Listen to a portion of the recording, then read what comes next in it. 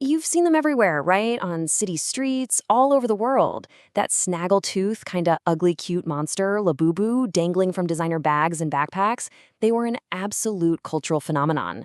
But, well, that phenomenon has imploded.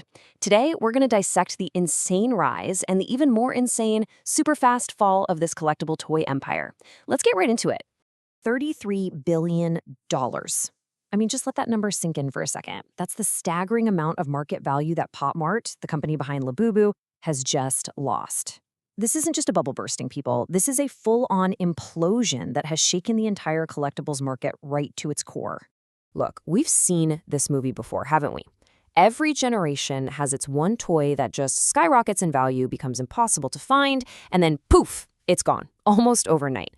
The Labubu craze is just the newest chapter in this long, long history of toy fads that crash and burn. And man, what a crash it was. So how on earth did a company that seemed to have the entire world in its hands lose it all so unbelievably fast? Okay, let's follow the money and really look at the financial catastrophe that's been unfolding for Mart. The speed of this collapse is just wild. Since hitting its peak back in August of 2025, Mart's stock has plummeted by nearly 60%. But the real panic, that set in this past March, when shares took a jaw-dropping 22% nosedive in a single day. This wasn't some slow decline. It was like driving straight off a cliff. So, what triggered the panic? Well, it was a classic case of putting all your eggs in one basket. In just 1 year, the Labu-led Monsters series went from making up 23% of Mart's total revenue to a massive 40%. I mean, when you bet the entire house on one little snaggletooth monster, you're just setting yourself up for a massive fall when that monster's star inevitably starts to fade. But to really get why it crashed, you have to understand why it took off in the first place. So let's dive into the psychological engine that was powering this entire craze from the very beginning. Let's be real here. Consumers were never just buying a toy. No, they were buying a dopamine hit, a thrill that was carefully engineered by the company. Mart wasn't really in the toy business. They were in the addiction business. It all comes down to something called prospect theory, and Mart absolutely mastered it. They figured out that we are obsessed with chasing that tiny, tiny chance of a huge win. So they framed every single box not as a purchase, but as a chance, a lottery ticket. They basically turned shopping into pulling the lever on a slot machine. And what were the odds at this little casino? They were terrible. We're talking 1 in every 144 boxes had a rare hidden figure. That's a tiny 0.7% chance. But that was all it took. That little sliver of hope fueled this incredibly addictive, and for them, incredibly profitable chase for collectors who were just desperate to find that one special toy. But here's the thing. Their success was also their undoing. Let's look at the huge business mistake that ended up killing the hype and just torching billions in market value. It's the one rule, the cardinal sin in the world of collectibles. Value comes from rarity. But Mart, well, they got greedy. They wanted to cash in on the global hype, and in doing so, they broke the one rule you can never break. They killed the scarcity. They completely switched their game plan. They went from a hype model to a volume model. So instead of creating that desire through limited supply, they just flooded the market. Monthly production jumped from 10 million units to an insane 50 million units. Suddenly, the thrill of the hunt was gone. Labubas were everywhere, and people started to get what analysts are calling fashion fatigue. And the financial fallout? Oh, it was immediate, and it was brutal. The Big Into Energy series, which was once going for nearly $400, now sells for about $110. And get this, that's below the original price. Even super rare editions that used to command over $500 plummeted to around $100. They literally killed their own golden goose.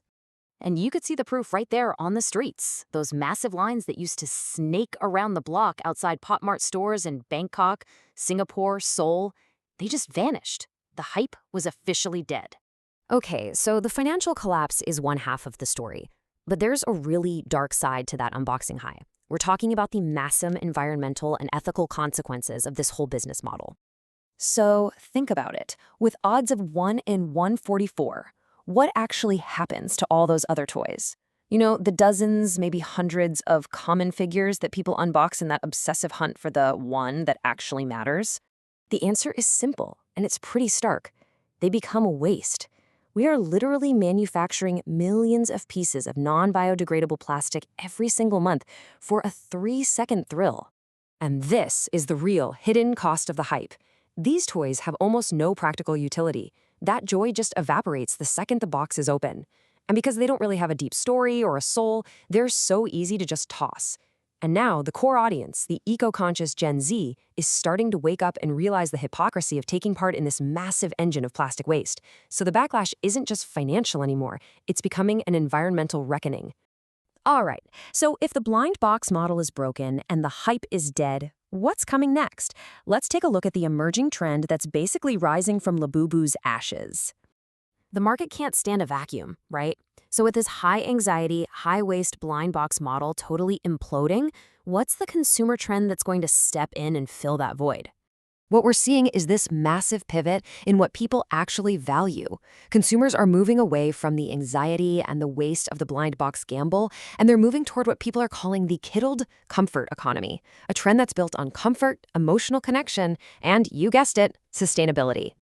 And the brand that's absolutely nailing this right now, the British plush brand Jellycat. They're winning by offering adults emotional value and companionship. Stressed out consumers are buying these toys for psychological comfort. It's not about the gamble at all. It's about having an actual emotional relationship with the product. And this really gives us a clear roadmap for the future of collectibles. The next billion-dollar craze won't be about a cheap thrill. It's going to be about offering real emotional value. It'll be built on sustainable materials, responsible packaging, and it will be about creating true cultural symbols that people actually want to keep, not disposable lottery tickets that we're all conditioned to just throw away. Look, Mart proved a toy could conquer the world, but their greed turned a golden goose into cheap plastic. The brands that win next will be the ones that stop treating their customers like gamblers and actually start treating our planet with some respect. The hype is dead. Long live the sustainable collectible.